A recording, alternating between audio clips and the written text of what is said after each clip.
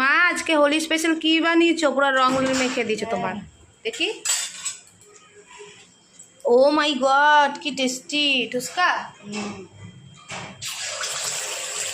টুসকা আর কি বানানো হচ্ছে?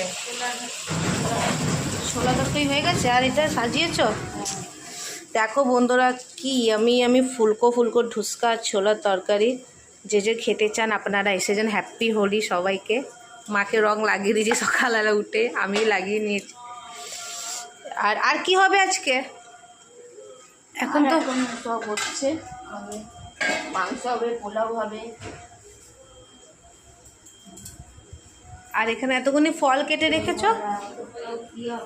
জুস জুস হবে এখানে। দই বা দেখো রং বেরঙা বানিয়ে রেখেছে।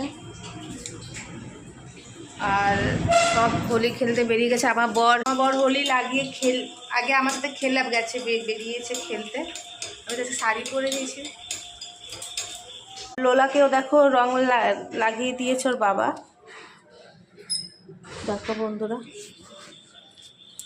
এই ছোট্ট একটা আপডেট দিলাম তোমাদেরকে। তোমাদের বাড়িতে আছে কী কী রান্না হচ্ছে বলবে আমাদের সবাইকে। চলো আমি খেয়ে নিই ঢুসকা, তারপরে আবার দুপুরে লাঞ্চের মেনু বাতাবো, তোমাদের সাথে শেয়ার করব।